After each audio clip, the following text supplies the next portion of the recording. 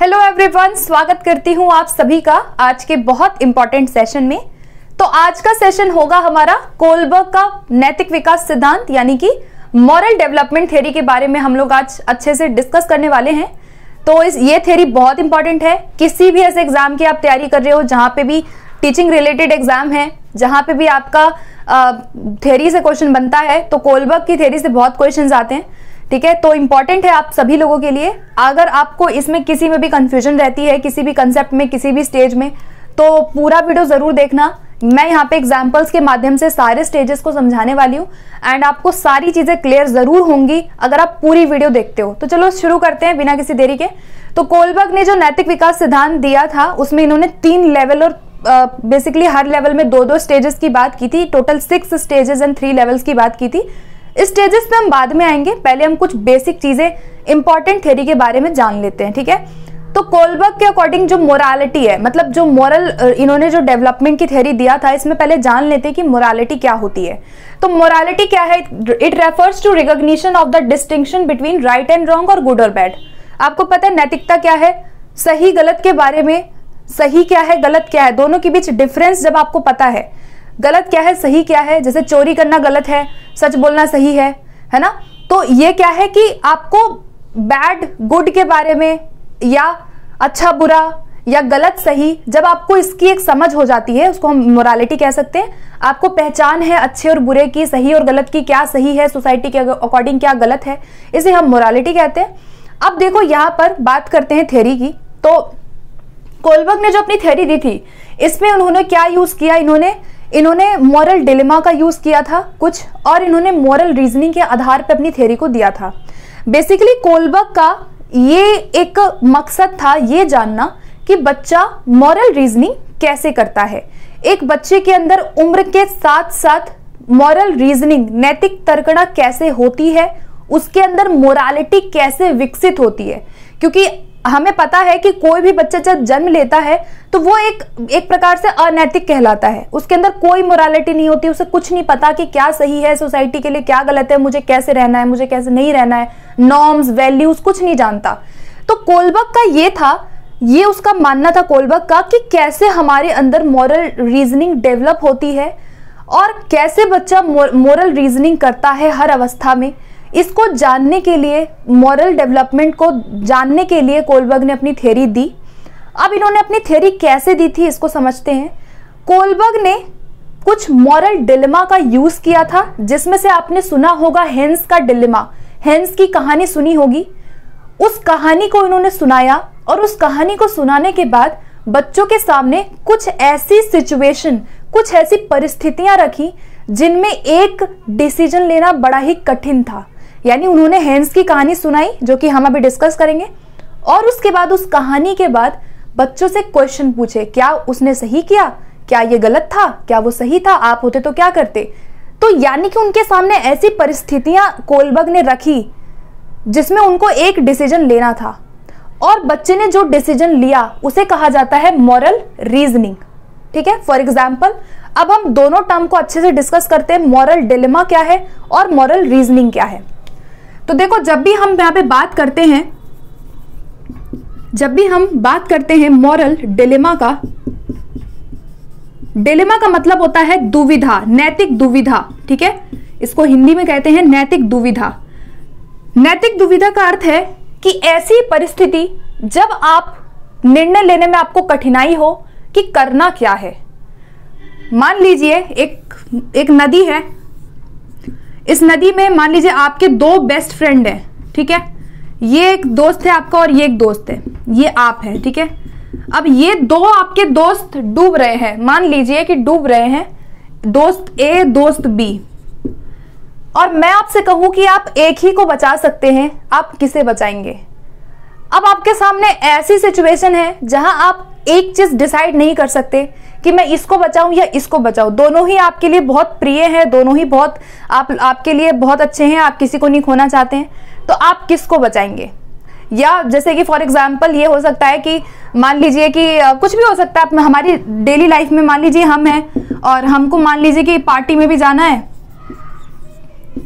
आपको पार्टी में भी जाना है और साथ के साथ आपका एक बहुत इंपॉर्टेंट प्रोजेक्ट है, आपकी बहुत इंपॉर्टेंट प्रेजेंटेशन है आपके कंपनी में उसी टाइम पे, जिस टाइम पे आपको पार्टी में जाना है, तो आप क्या करेंगे? आपके घर की पार्टी है, आपके घर की कोई शादी है और एक आपका प्रोजेक्ट है। तो यानी कि मैं ये आपसे कहना चाहती हूं कि हमारे सामने जो भी ऐसी सिचुएशन होती है जहां निर्णय लेना काफी कठिन हो जाता है, जहां द्वंद्व की स्थिति बन जाती है कि क्या करें, इधर जाएं या इधर जाएं, यानी कि इस रास्ते पे जाएं या इस रास्ते पे जाएं, कौन सा रास्ता चुने, उसे हम मॉरल डिलेमा कहते हैं। और ये डिलेमा जो है, इसमें अब आप जो भी एक डिसीजन लोगे, मान लीजिए यहां पर आपने डिसाइड किया कि अच्छा ठीक है, पार्टी कोई बात नहीं, पार्टी छोड़ देते हैं, मेरी जॉब का सवाल है, मुझे प्रमोशन मिलेगा तो मैं प्रोजेक्ट करूंगी। अब आपने डिसीजन लिया, यहाँ पे आपने क्या किया, यहाँ पे आपने एक निर्णय लिया। इस निर्णय को हम क्या कहते हैं? Moral reasoning. ठीक है, आपके सामने डिलेमा था कि पार्टी में, घर की पार्टी अटेंड करूं या प्रोजेक्ट करूं। आपने प्रोजेक्ट को चुना है, तो आपने जो डिसीजन लिया है, जो आपने निर्णय लिया है, इसे कहते हैं नैतिक तर्कना। ठीक है, यहां पे है नैतिक तर्कना। तो मॉरल रीजनिंग क्या होता है? जब आप दुविधा आपके सामने है, उसमें जो आप डिसीजन ले लेते हो, उसे हम रीजनिंग कहते हैं। और कोलबर्ग ने अपनी थ्योरी में जो स्टेजेस दी थी, जो 6 अवस्थाएं दी थी, उसमें वो क्या जानना चाहते थे? उनका फोकस था कि बच्चा रीजनिंग, जो बच्चा निर्णय ले रहा है वो कैसे ले रहा है, उसका बेस क्या है, वो क्या सोच रहा है, उसका निर्णय लेने का क्या एक तरीका है। तो कोलबर्ग ने रीजनिंग पे फोकस किया है और उन बच्चों के सामने उन्होंने क्या रखा? डिलेमा को रखा। क्योंकि अगर मान लो कि मैं आपसे पूछूं कि क्या आप चोरी करते हैं, क्या आप झूठ बोलते हैं, क्या आप कुछ भी, मतलब मैं अगर आपसे पूछूं ऐसे क्वेश्चन, तो क्या आपको लगता है कि सामने वाला पर्सन सही बोलेगा कि हाँ मैं झूठ बोलता हूं, हाँ मैंने बहुत चोरी की है बचपन में मम्मी के पर्स में से? कोई नहीं बोलेगा, मतलब अपने बारे में कोई ये चीज नहीं बोलेगा। तो इसीलिए कोलबर्ग ने डायरेक्टली पूछने के बजाय बच्चों के सामने कुछ परिस्थितियां रखी ताकि उनकी मोरालिटी को चेक कर सके। और हिंस की कहानी उन्होंने सुनाई थी, उसके बाद उन्होंने नैतिक दुविधाओं को बच्चों के सामने रखा और बच्चों का इंटरव्यू लिया था इन्होंने, कोलबर्ग ने। उसके बाद इन्होंने अपनी थ्योरी को दिया था। तो आई होप कि आपको डिलेमा, रीजनिंग, मॉरल रीजनिंग और जो मॉरल डिलेमा है ये क्लियर हो गया होगा। अब चलते हैं उस कहानी पे जो कहानी कोलबर्ग ने बच्चों को सुनाई थी और डिलेमा को रखा था। ठीक है, डिलेमा रखने का मतलब है कि कहानी के आधार पर, हेंस की कहानी के आधार पर क्वेश्चंस पूछे थे। ठीक है, तो चलिए फिर देखो कहानी डिस्कस कर लेते हैं। देखो कहानी क्या थी, बहुत शॉर्ट में बताऊंगी। ठीक है, हेंस नामक एक व्यक्ति था, आपको पता होगा हेंस नामक एक व्यक्ति था, उसकी जो वाइफ थी उसको कैंसर था और वो मरने के स्टेज पे थी। अब हेंस उसको बचाना तो चाहता था, लेकिन उसके लिए एक ऐसी दवाई की जरूरत थी जो कि एक ही केमिस्ट के पास थी। ठीक है, अब हेंस उस केमिस्ट के पास जाता है और कहता है कि आप मुझे दवाई दे दीजिए, मेरी बीवी इसकी जाने से बच सकती है। अब वो जो दवाई थी जो उस केमिस्ट के पास थी, उसने बहुत ही रिसर्च, बहुत मेहनत से उस दवाई को बनाया था। तो जो केमिस्ट था वो उस दवाई के ज्यादा पैसे वसूल रहा था। तो हेंस ने किसी तरह बहुत सारे पैसे इकट्ठे किए इधर से उधर से, लेकिन वो उतने पैसे जमा नहीं कर पाया। अतः उसने क्या किया, उस केमिस्ट वाले से रिक्वेस्ट की कि प्लीज आप मुझे दवाई दे दीजिए, मैं आपके पैसे चुका दूंगा, मेरी वाइफ की जान आपकी इस दवाई से, ड्रग से बच सकती है। लेकिन केमिस्ट उसको इनकार कर देता है क्योंकि उसने वो दवाई बनाई थी तो वो उसके पूरे पैसे वसूलना चाहता था। हेंस के पास कोई ऑप्शन नहीं था। उसने क्या किया, वो गया एक रात और उसका जो केमिस्ट था उसकी दुकान का शीशा तोड़ा या ताला तोड़ के उसने वो दवाई चुरा ली अपनी बीवी के लिए। तो ये कहानी पूरी की पूरी कोलबर्ग ने बच्चों को यहाँ पे सुनाई। ठीक है, और उसके बाद बच्चों के सामने डिलेमा को रखा। अब डिलेमा क्या हो सकता है? क्या हेंस को दवा चुरानी चाहिए? क्या उसने सही किया? क्या उसने गलत किया? अगर आप होते हेंस की जगह तो क्या करते? यानी कि एक डिलेमा प्रस्तुत किया इस कहानी के आधार पर, और डिलेमा को रखते हुए जो भी बच्चों ने डिसीजन लिए, जो भी उन्होंने निर्णय लिया, उसके आधार पर उन्होंने जो है अपनी थ्योरी को दिया था। अब हम चलते हैं मेन थ्योरी पे जो कि इंपॉर्टेंट है, और मैं एक एग्जांपल से आपको समझाऊंगी, आपको सारी चीजें क्लियर हो जाएंगी। इन्होंने 3 लेवल दिए थे। इन्होंने बोला कि 3 स्तर होते हैं मॉरल डेवलपमेंट के, मॉरल रीजनिंग के, और हर लेवल में 2-2 अवस्थाएं उन्होंने मेंशन किया था। यानी कि 6 अवस्थाएं और 3 स्तर कोलबर्ग ने दिया था।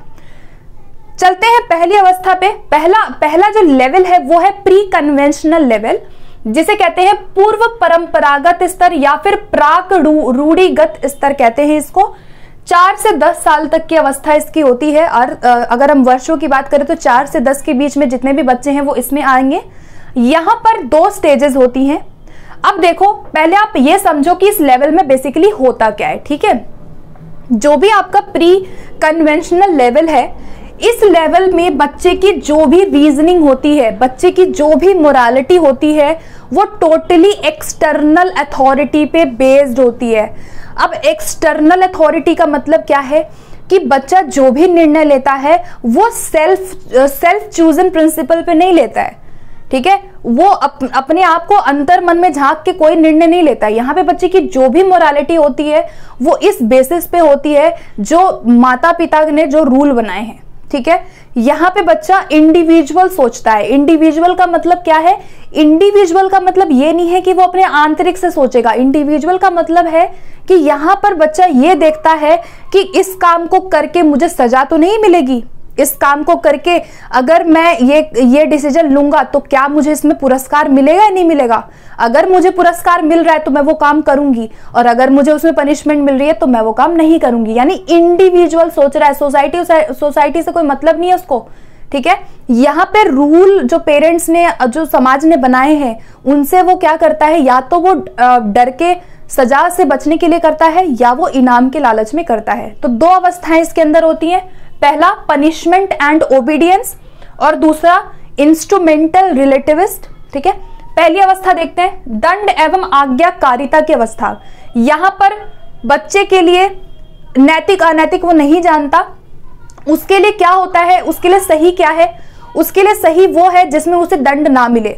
अगर किसी काम को करके बच्चे को लगता है कि पेरेंट्स उसे दंड देंगे तो वो काम वो नहीं करता है। मतलब बच्चे के अकॉर्डिंग मोरालिटी क्या है कि मुझे इस काम को करके सजा मिल रही है, अगर मुझे सजा मिलेगी तो मैं वो काम नहीं करूंगी, वो काम गलत है। एक एग्जांपल देती हूँ, एक एग्जांपल दूंगी और सारे स्टेजेस आपको क्लियर हो जाएंगे। मान लीजिए ये 2 बच्चे हैं, फॉर एग्जांपल ये 2 बच्चे हैं, ठीक है। और ये मान लीजिए कि ये 2 बच्चे हैं, 1 मिनट, ये 2 बच्चे हैं, ये 2 बच्चे मिलके इस तीसरे बच्चे को मार रहे हैं, ठीक है। ये 2 बच्चे मिलके इस तीसरे बच्चे को, ए और बी मिलके सी को मार रहे हैं, ठीक है। तो यहां पर मान लीजिए कि एक और यहां पे बच्चा है, ठीक है। मान लो ये सोनू है, ये मोनू है और ये राम है। यहां से पीछे यहां एक मान लीजिए कोई भी है, यहां पे मान लो यहां पे कि सोहन है, ठीक है। मान लो सोहन है। अब देखो इस अवस्था में जो बच्चा होगा, दंड और आज्ञाकारिता की अवस्था में जो बच्चा होगा, वो देखेगा कि जो सोनू मोनू है वो राम को पीट रहे हैं, ठीक है।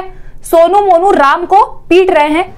तो यहां पे इस बच्चे की जो रीजनिंग है, इस बच्चे की जो मोरालिटी है, वो ये कहेगी कि ये चाहता तो है कि इनको मारने से बचाए, ये चाहता है कि इनकी लड़ाई में जाए और उनको मना करे, लेकिन ये नहीं जाता है। और ये सोचता है कि अगर मैं इस लड़ाई में गया, ये सोचता है, सोहन सोचता है कि अगर मैं इस लड़ाई में जाता हूं तो प्रिंसिपल टीचर मुझे मारेंगे, मुझे दंड देंगे, मेरे पेरेंट्स को शिकायत कर देंगे प्रिंसिपल, और मुझे सजा मिलेगी, मेरी मम्मी मुझे मारेंगी अगर मैं इनकी लड़ाई में जाता हूं तो। यानी कि यहां पर उसकी जो मोरालिटी है वो किस बेसिस पे है कि दंड से बचने के लिए आज्ञा का पालन कर रहा है। वो लड़ाई में नहीं शामिल हो सकता। ये दोनों इसको अगर मार रहे हैं तो वो इनके बीच में नहीं जाएगा, क्योंकि उसको डर है कि मुझे सजा मिलेगी। तो यहां बच्चा ये सोचता है कि अगर किसी काम को करके कोई डिसीजन लेके मुझे सजा मिल रही है तो वो काम सरासर गलत है। बच्चा पूरी तरीके से सजा से बचने के लिए डिसीजंस लेता है। अब यहां वो बचना चाहता है सजा से, इसलिए वो उनकी लड़ाई में नहीं जा रहा है, ठीक है। नेक्स्ट पे चलते हैं, अगला स्टेज देखते हैं। अब देखो गाइस, मैं इसी एग्जांपल से आपको समझाऊंगी, आपको सारे स्टेजेस क्लियर हो जाएंगे। अब देखो सेकंड स्टेज है आपका साधनात्मक सापेक्षतावादी। अब यहां पर स्टेज नंबर 2 आता है प्री कन्वेंशनल में। यहां पर बच्चा क्या देखता है, यहां पर बच्चा टिट फॉर टैट की सिचुएशन में होता है। एक आपने सुना होगा टिट फॉर टैट। यहां बच्चा अपना क्या देखता है, अपना स्वार्थ देखता है। यहां पे बच्चा क्या देखता है, अपना स्वार्थ देखता है। और यहां बच्चा ये देखता है कि बदले में मुझे क्या मिलेगा। वो उसके जो डिसीजंस हैं वो केवल सजा के डर से नहीं होते हैं। यहाँ पे बच्चा थोड़ा सोचने लगता है अपने बारे में कि अगर मैं ये डिसीजन लूंगा तो इसमें मेरा फायदा है या नहीं है। बेसिकली इसे टिट फॉर टैट की स्टेज कहा जाता है। इसमें यह कहा जाता है कि तुम मेरा ये काम कर दो, मैं तुम्हारा वो काम कर दूंगी। जैसे बच्चे आपस में लंच शेयर करते हैं और कहते हैं कि तुम मेरे घर का तुम खा लो सब्जी और मैं तुम्हारे घर का ये खा लूंगी।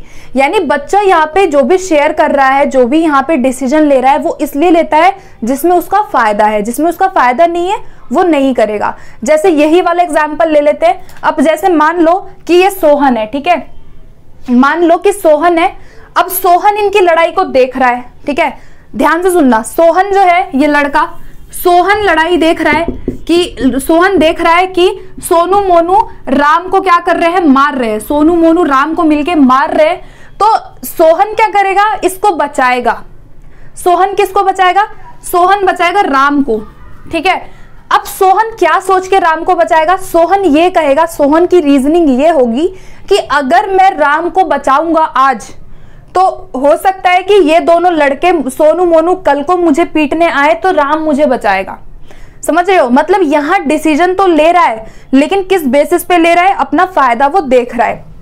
वो ये कह रहा है कि अगर मैंने राम को आज बचाया तो कल को अगर सोनू मोनू मुझे मारने आएंगे तो राम भी मुझे बचाएगा। मतलब अगर मैं राम को बचा रहा हूं तो राम भी मुझे बचाएगा। इस बेसिस पे ये जाता है और इनकी लड़ाई को रोकने की कोशिश करता है, ठीक है। वो ये कहता है कि राम को मैं बचा रहा हूं तो राम भी मुझे कल बचाएगा। यानी कहीं ना कहीं यहां पर वो क्या देख रहा है, वो यहाँ पे रिलेटिविस्ट सोच रहा है, यहाँ पे वो इंस्ट्रूमेंटल सोच रहा है, यहाँ पे वो अपना स्वार्थ देख रहा है कि उसका फायदा है या नहीं है, ठीक है। यहाँ वो फायदा देख रहा है इसीलिए वो उसको बचाएगा। तो ये रीजनिंग जो है ये सेकेंड स्टेज पे होती है जहां बच्चा कोई ना कोई अपने स्वार्थ के लिए काम करता है, ठीक है। नेक्स्ट पे चलते हैं। अब देखो दूसरा लेवल आता है परंपरागत रूढ़िगत।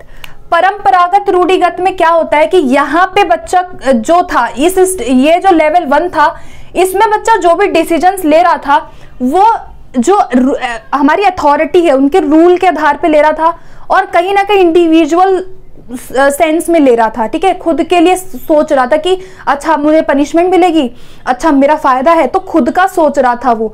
यहाँ पे क्या होता है, यहाँ पे उसका जो दायरा है वो सोसाइटी तक बढ़ जाता है। यानी कि यहाँ पर बच्चा अपने फैमिली, सोसाइटी, लॉ, नियम, कानून इनके बारे में सोचना स्टार्ट करता है। यानी सोसाइटी के रूल के अकॉर्डिंग, सोसाइटी में जो अच्छा है उसके अकॉर्डिंग ही अपने डिसीजंस को लेता है। जैसे यहाँ पर 10 से 13 वर्ष की अवस्था होती है और यहाँ पे स्टेज नंबर 3 पे आ जाओ। सबसे पहले 2 स्टेजेस हैं, 3 और 4। पहले 3 देखते हैं। 3 होता है good boy good girl orientation, या इसे हम कहते हैं इंटरपर्सनल कॉर्डेंस। इंटरपर्सनल कॉन्कॉर्डेंस का मतलब है कि यहाँ जो एक बच्चा है वो क्या करना चाहता है, अपनी सोसाइटी में जो उसकी फैमिली है उनके साथ एक अच्छे रिश्ते बनाना चाहता है। वो ऐसा काम करेगा जिसमें उसकी सोसाइटी को गर्व हो। वो ऐसा काम करेगा जिससे कि सब बोले कि ये तो बहुत अच्छा लड़का है, ये तो बहुत अच्छी लड़की है। जैसे फॉर एग्जाम्पल यहाँ पे इस एग्जाम्पल पे आ जाओ। मान लीजिए यहाँ सोहन है, सोहन इन दोनों की लड़ाई देख रहा है कि सोनू मोनू राम को मार रहे हैं, राम को पीट रहे हैं। तो सोहन क्या सोचेगा, अगर सोहन 3rd स्टेज पे है, अगर सोहन 3rd स्टेज पे, तो सोहन कहेगा कि मैं राम को बचाने नहीं जाऊंगा, मैं राम को नहीं पीटूंगा, मतलब मैं राम को नहीं बचाऊंगा, मैं सोनू मोनू को नहीं रोकूंगा। क्यों नहीं रोकूंगा, क्योंकि अगर मैं जाता हूं तो लोग मेरे बारे में क्या सोचेंगे। लोग तो कहेंगे कि ये तो बड़ा ही बेकार है, ये तो लड़ाई झगड़े में जा रहा है। तो यहाँ पे जो सोहन है वो लड़ाई में हिस्सा नहीं बनेगा, वो भीड़ का हिस्सा बनेगा। मतलब कि जो भी सोसाइटी के जो रूल है, मतलब जो सोसाइटी में बाकी लोग जो खड़े होकर लड़ाई देख रहे हैं, ये भी उनके साथ ही, सोहन भी उनके साथ ही क्या करेगा, लड़ाई को देखना प्रेफर करेगा। वो यहां जाके लड़ाई में जाएगा नहीं। क्यों नहीं जाएगा, क्योंकि लोग क्या सोचेंगे? लोग तो कहेंगे कि सोहन जो है वो तो बेकार है, ठीक है, उसके माता पिता उसे कहेंगे कि ये गलत है। तो यहाँ बच्चा जो है अच्छा लड़का या अच्छे लड़की की इमेज बनाना चाहता है, प्रतिष्ठा, मान सम्मान, एक तरह से तारीफ प्राप्त करना चाहता है, अपना एक कहते हैं ना कि सब उसको अच्छा माने, है ना, तो इसी वजह से वो सोसाइटी के अकॉर्डिंग चलता है, ठीक है। नेक्स्ट स्टेज पे आते हैं। अब आता है स्टेज नंबर 4। अब स्टेज नंबर 4 में क्या होता है कि यहाँ पे अपनी फैमिली के जो भी रूल्स हैं, जो भी फैमिली के वैल्यूज हैं, उनको बच्चा बहुत अच्छे से मानता है और अच्छा लड़का अच्छा लड़की बनने की कोशिश करता है। यहाँ पे वो क्या करता है, समाज में जो भी नियम बनाए गए हैं हमारी सोसाइटी में, उनको वो बना के रखता है, उनको वो फॉलो करता है। मतलब कि यहाँ पे नियमों को फॉलो करता है, उनको वो नियमों को नजरअंदाज नहीं करता है। जैसे इसके अनुसार हम लोग समझते हैं, जैसे मान लो ये सोहन है, ठीक है, अब सोनू मोनू राम को मार रहे हैं, ठीक है, तो यहाँ पर ये जो है वो ये कहता है, ठीक है, ये जो है वो ये कहता है, मान लो ये जाके बोलेगा कि स्कूल में लड़ाई झगड़ा करना गलत है, आप स्कूल में लड़ाई नहीं कर सकते, ये हमारे स्कूल के नियमों के खिलाफ है।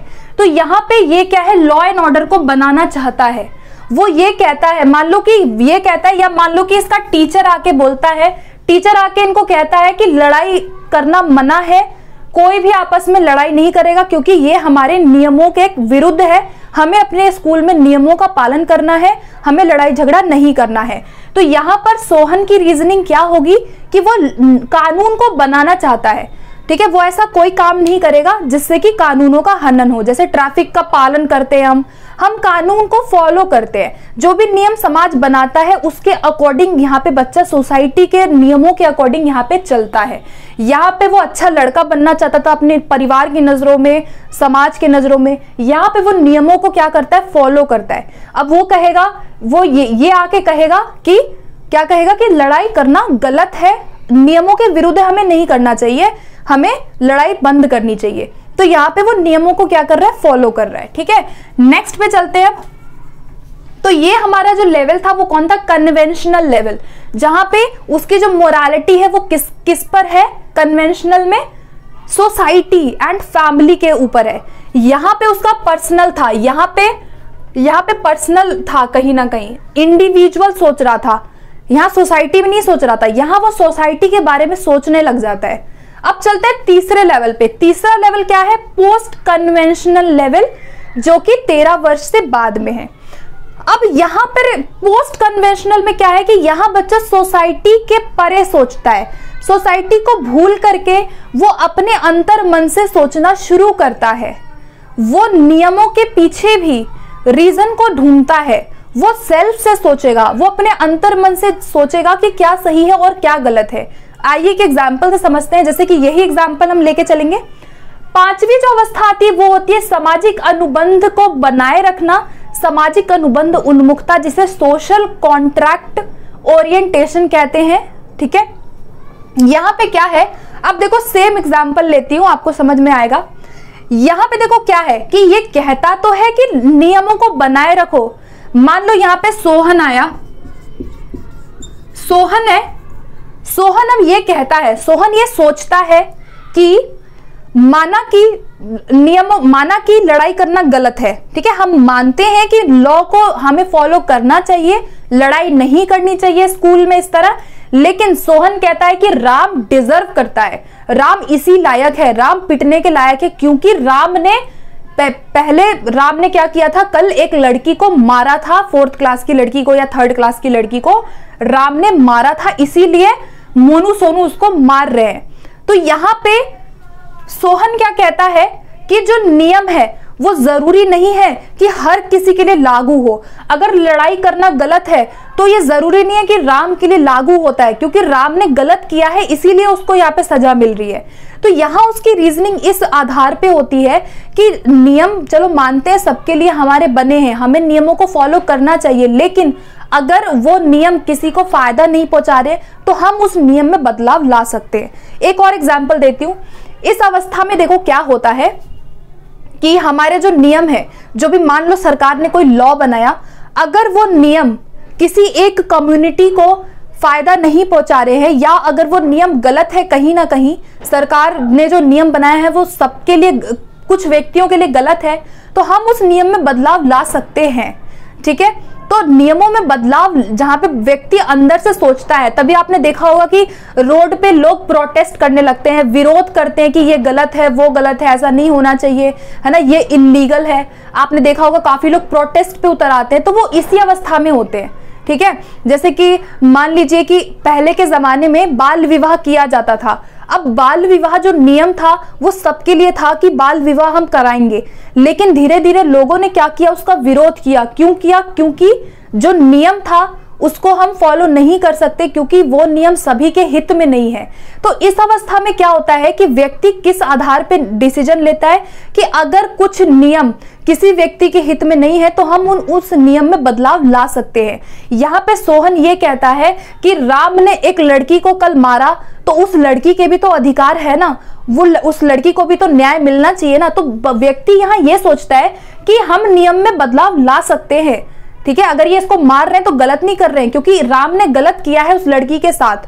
तो यहाँ पे व्यक्ति की रीजनिंग इस आधार पे होती है कि अगर हमारे सोसाइटी में जो नियम है जो हम फॉलो कर रहे हैं, अगर लगता है कि कोई कम्युनिटी, कोई व्यक्ति के अधिकारों का हनन हो रहा है, तो हम उस अधिकार को बदल सकते हैं, हम उसमें चेंजेस ला सकते हैं। यहाँ पर तो हम नियमों को बना रहे हैं, हम कोई विरोध नहीं कर रहे या हम चेंजेस की बात नहीं कर रहे। यहाँ पे हम उस नियम को बदलते हैं, हम अपने सेल्फ से सोचते हैं कि अच्छा नहीं ऐसा है तो ऐसा होगा। ठीक है, यहाँ पे कॉन्ट्रैक्ट को लेके चलते हैं कि हर व्यक्ति की नीड का ध्यान रखा जाए, हर व्यक्ति के अधिकारों की बात की जाए, चाहे हमें नियमों में बदलाव क्यों ना लाना पड़े। ठीक है, तो ये था हमारा 5th स्टेज।